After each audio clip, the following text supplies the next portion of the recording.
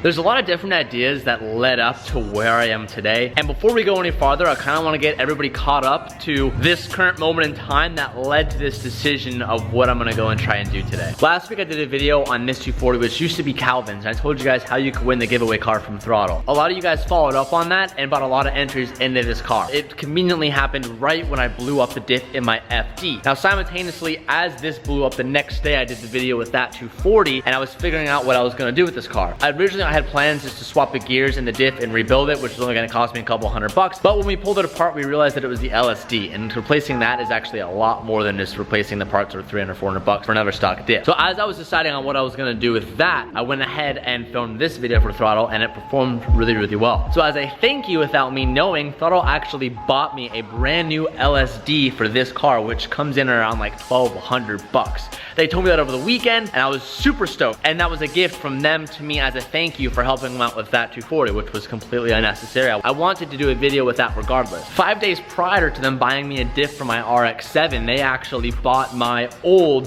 CDO9 and Collins adapter for a 2JZ swap that I originally posted for sale on Instagram. They bought it from me right off the bat and were like, hey, we're actually planning on doing a 350Z 2JZ swap like you have on your drift car. I was talking with Mickey and Evan about it, and they were talking about how much they love how this car turned out over the last couple of years and how they want to build pretty much this car, but a street legal version of it. So essentially just a 350Z 2JZ swap TD09, which is why they bought my old adapter off my drift car for their current build. Simultaneously at the same time, Taco, who I get all my drift lessons from, sent me a text saying, hey, I just saw that one of our mutual friends has a 350Z chassis that they have laying around that they're no longer using anymore, and he told me that it would probably be a good idea if I wanted to plan for the future to go ahead and pick up or try to pick up their old chassis to have as a spare in case I ever wreck this car. I can swap everything in this car over to that car just as like a spare chassis to have. And although at this current moment I have no space to do that, it then dawned on me, how cool would it be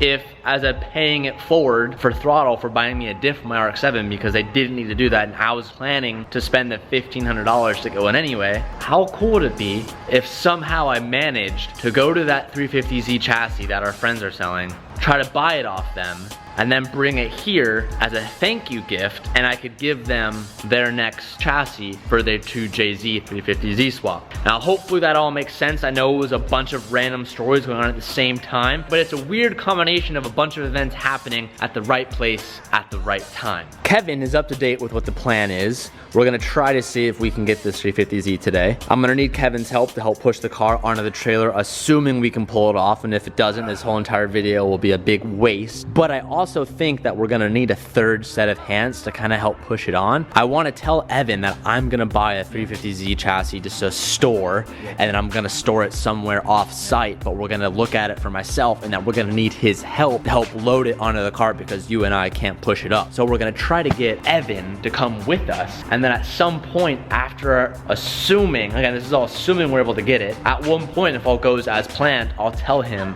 that it's actually for them. But then since he doesn't know and he's gonna go check out this car, you'll get his general honest opinion about this chassis. Let's just hope he doesn't think it's an absolute piece of shit. It should be good. It's a completely stock, just everything stripped out of it. It's literally everything you need to build anything from the ground up. But assuming this all goes as planned, he won't even realize it, but he'll be looking at and evaluating a car that is actually his without him knowing it. Let's hope this works.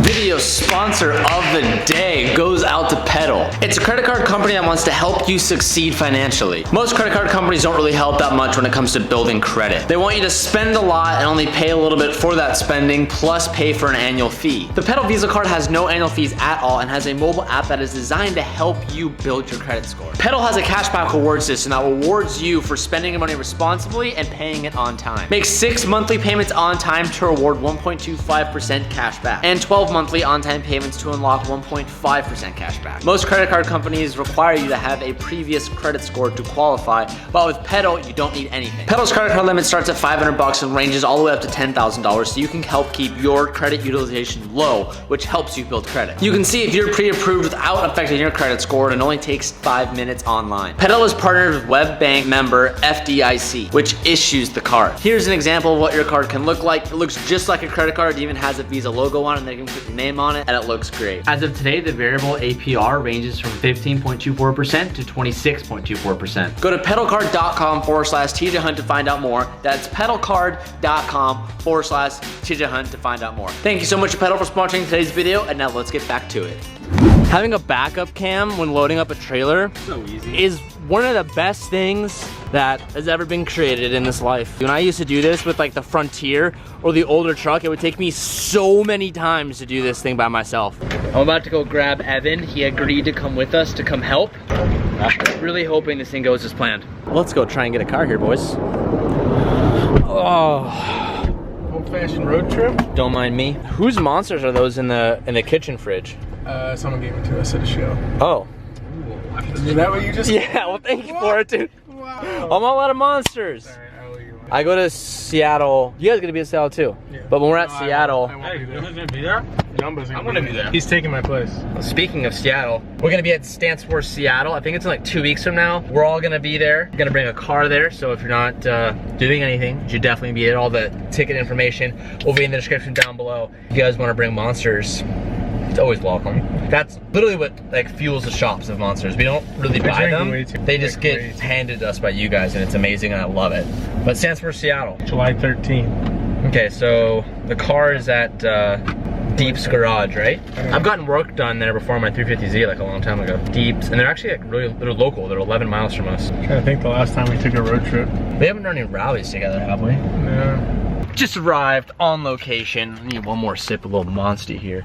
Evan has no idea. Not that I expect him to, but he hasn't made any weird comments, and me and Kevin are playing it as cool as possible, so far so good. So to my understanding, this was a chassis that was used for drifting in the past. Deep's Garage actually has competed in Pro-Am with us. Their driver for the shop is insanely good. I don't know his name, but he killed it last year. And to my understanding, he actually got his Pro 2 license last year. So this is one of the chassis that I think they just have laying around that I was tipped off that they have. So hopefully we can pick this thing up today and bring it home. Well, we got a bunch of junkies. Look at all these chassis. Wow, we just found a little junkyard heaven. There's a bunch of cars back here. Is that an old 240? Yeah. There's S13, S14, there's like an SC300, there's a G37 back here. They have their own like personal collection of, What the hell? Look at that. ASB 2015. There it is. Yeah, this is their car. The shell is here. Oh, there's actually more interior than I thought. There actually is some interior left. I thought it was completely stripped. Came with a hydro? Hydro already in there. Little baby steering wheel. Looks like a little arcade game playing Need for Speed steering wheel. Dude, there's more of a car than I thought. Little S2K action. There's tons of stuff back here. Oh, it has Mickey's wheels on there too. Oh, too bad they ripped these off. These things are so valuable on a 350. They go for like 300 a piece. Bought this from Kyle? Yeah. KL Fab Kyle. I bought it from him because it had a hood on it that my customer wanted. So this was once Kyle's. I wonder if I called Kyle and asked where he got this from. This could have been Tony's old car. Think so? No, I think he still has that car. Or is it he did have two of them? Well, he might have two of them because Tony has a 1J swap now. Yeah, that's the one I saw when I was. And then yeah, so he bought it from a customer because he was going to turn this into, I guess, another car he's building, and then he bought the FD. So you bought it for parts? I bought it for the hood. Okay. Because it's all my machinist and our tire guy who does all our FD stuff. That's carbon fiber fenders too. This is like the Shelby mod right here. A lot of them. Not bad, not bad. I mean, it definitely like would need a lot of missing parts that need to be bought. But what's really good about 350Zs is that it's one of the largest aftermarket supported cars like in the market, period. So like finding especially used OEM parts for like dash or engine bays or tail lights or door cards or anything is super easy. So he's over there. Theoretically, like this is a pretty baseline startup. It's obviously missing a bunch of things, but like I know that Evan and them killed with that 240. I wonder how much of a challenge this would be for them. Yeah, we're definitely gonna be taking this thing home today. So he said that they're looking to get rid of it. I know we can definitely take it today. It's just a matter of how much, but how much could a shell really be, you know what I mean? So it's missing the motor, missing the whole front support, but still has all the suspensions, missing the dash, missing seats. That piece always needs to get replaced. Those are complete trash. A bunch of the rear stuff, I know they probably would just can all that anyway and just make what they did with the 240. But the fact that the body work is decent, this is definitely rolled, but a paint job on this thing, pretty easy pickup. And I know they already have my trans on lock, they already have my adapter plate on lock, they already have a clutch, all that stuff. Motor mounts and a diff and a drive shaft, which I literally have all of it. Yeah. She's a bit rough, but she's all there. It needs a lot of work. It looks like it has good bones though. Like there's no like big dents or anything. No, that's what I was looking for, any like frame or anything underneath. I'm bringing the truck in right now. We got to talking a little bit. Originally, I offered him $500 for the shell and they wanted more, around like $1,000 for the shell. And right now we're meeting kind of at the middle, around the $600 mark, which is so incredibly cheap. And at that point, at this low, it's kind of hard for me to argue or lose the deal over a couple $100. But I think we're on a pretty good come up. It's missing kind of a couple things, but it's all stuff that I know would be aftermarket anyway, like the hood, the bumper, the rear bumper, the side skirts, all of that stuff. So we're gonna go ahead and load this thing up and get it going, and we'll be on our way. My good sir. Thank you. All in the big bills. Boom. Strip club. Huge.